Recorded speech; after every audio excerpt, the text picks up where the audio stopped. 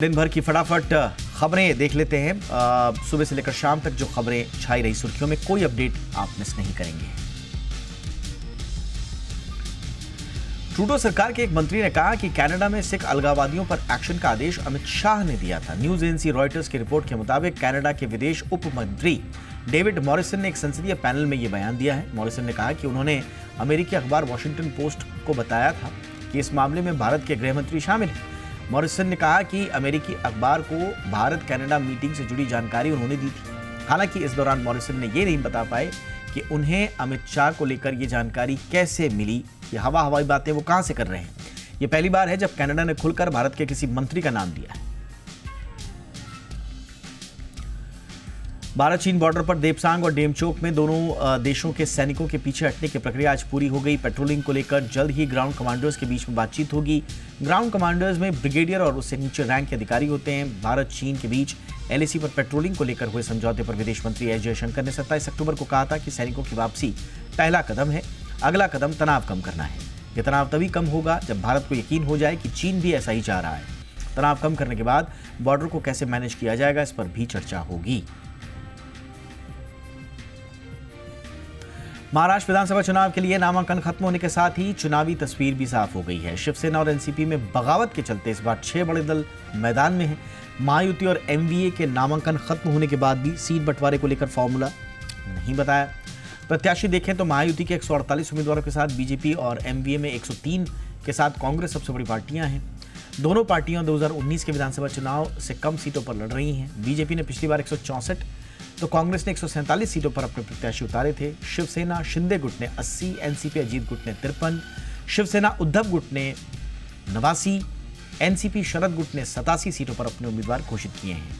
इस बार महायुति ने 5 सीटें सहयोगी पार्टियों के लिए छोड़ी।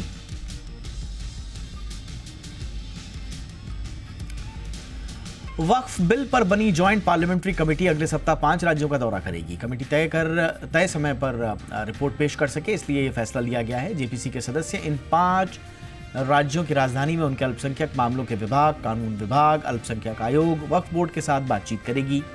वो बार काउंसिल और मुतवल्ली संघों सहित अन्य स्टेक होल्डर से भी मुलाकात करेगी। कमेटी 9 नवंबर को असम की राजधानी गुवाहाटी से अपना दौरा शुरू करेगी। इससे पहले 4-5 नवंबर को मुस्लिम महिलाओं, शिक्षाविदों, वकीलों और सामाजिक धार्मिक संगठनों के साथ दिल्ली में बैठक भी होगी।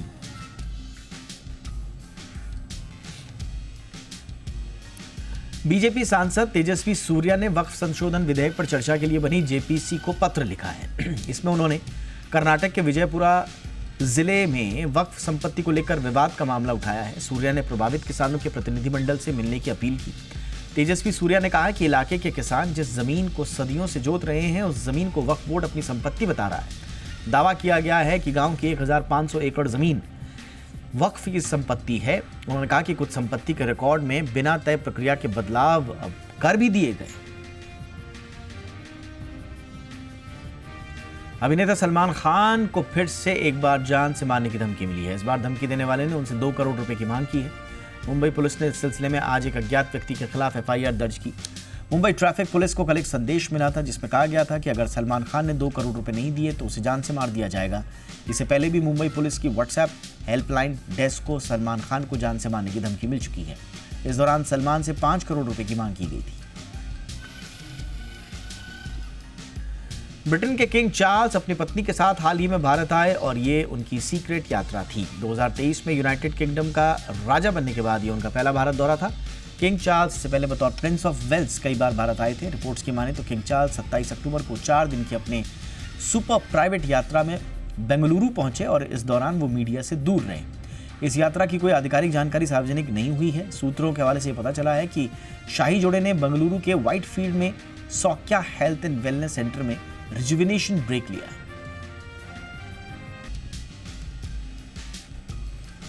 मौजूदा वित्त वर्ष के पहले 6 महीनों में देश का वित्तीय घाटा पूरे साल के टारगेट का सिर्फ 29.4% रहा। अप्रैल सितंबर के दौरान कैपिटल एक्सपेंडिचर कम रहा। यह आंकड़ा पूरे साल के टारगेट 11,10,000 करोड़ रुपए का सिर्फ 37.3% है। एक्सपर्ट्स का मानना है कि सरकार का फिस्कल डेफिसिट 2024-25 में तय 4.9% के टारगेट से काफी कम रह सकता है। दरअसल आरबीआई से सरकार को अनुमान से ज्यादा डिविडेंड मिला है और इसका पॉजिटिव असर फिस्कल डेफिसिट पर भी देखने को मिल सकता है। भारत के 8 कोर सेक्टर की ग्रोथ सितंबर महीने में 2% की दर से बढ़ी। इससे पिछले महीने यानी कि अगस्त में इसमें -1.6% की गिरावट आई थी। हालांकि एक साल पहले इसी दौरान कोर इंडस्ट्रीज पर प्रोडक्शन 9.5% की दर से बढ़ा था। 8 प्रमुख सेक्टर में कच्चा तेल, प्राकृतिक गैस और बिजली क्षेत्र ने सितंबर के महीने में नेगेटिव वृद्धि दर्ज की। सितंबर में कोल आउटपुट ग्रोथ 2.5% रहा। इसी तरह कच्चे तेल क्षेत्र में पिछले साल के इसी महीने की तुलना में 3.9% की गिरावट देखी गई। म्यूचुअल फंड कंपनियों की ओर से बाजार में पैसे लगाने को लेकर सेबी ने नया प्रस्ताव रखा है। सेबी ने प्रस्ताव दिया है कि एनएफओ यानी कि न्यू फंड ऑफर डॉक्यूमेंट में बताना होगा कि पैसा कब निवेश होगा, कब तक निवेश होगा। सेबी का प्रस्ताव है कि यूनिट अलॉटमेंट के 30 दिन में पैसा म्यूचुअल फंड कंपनियां निवेश करें। 30 दिनों के भीतर पैसा अगर निवेश नहीं होता है तो वजह बतानी होगी। अगर वजह सही है तो 30 दिन का समय और मिलेगा। प्रस्ताव के मुताबिक बढ़ी मियाद सहित 60 दिनों में निवेश नहीं तो नए एनएफओ लॉन्च नहीं हो पाएंगे। सेबी ने कहा है कि नए एनएफओ तभी लॉन्च होंगे जब पुराने एनएफओ के पैसे का निवेश हो जाएगा। 60 दिन की मियाद के बाद निवेशक निकले तो एग्जिट लोड नहीं लगेगा। एफएमसीजी कंपनी डाबर ने जुलाई सितंबर तिमाही में अनुमान के मुताबिक ही नतीजे पेश किए हैं। सालाना आधार पर कंपनी का मुनाफा 17% गिरकर 425 करोड़ रुपए रहा। जी बिजनेस ने इस दौरान 426 करोड़ रुपए के मुनाफे का अनुमान दिया था। दूसरी तिमाही में कंपनी की कंसोलिडेटेड आय 3029 करोड़ रुपए रही, जबकि जी बिजनेस ने 3042 करोड़ रुपए का अनुमान दिया था। कामकाजी मुनाफा 553 करोड़ रुपए रहा, जबकि अनुमान 546 करोड़ रुपए रहा। सालाना आधार पर मार्जिन 20.6% से घटकर 18.3% रहे, जबकि अनुमान 17.9% था। धनतेरस पर आरबीआई भी गोल्ड अपने घर लेकर आया है। धनतेरस के मौके पर धातुओं और सोने चांदी की खरीदारी शुभ मानी जाती है। इस मौके पर आरबीआई ने बैंक ऑफ इंग्लैंड से 102 टन गोल्ड लेकर वो भारत आया है। एक मीडिया रिपोर्ट्स के मुताबिक ये खुलासा हुआ है। ये अपने गोल्ड को देश के भीतर ही रखने की आरबीआई की कोशिशों का हिस्सा है। फॉरेन एक्सचेंज रिजर्व के रिपोर्ट्स के मुताबिक सितंबर तिमाही के आखिरी में आरबीआई के पास 855 टन गोल्ड था। इसमें से 510 टन गोल्ड अब देश में ही है। सितंबर 2022 से आरबीआई 214 टन सोना भारत ला चुका है। भारत की योजना गोल्ड रिजर्व का बड़ा हिस्सा देश में ही रखने की है।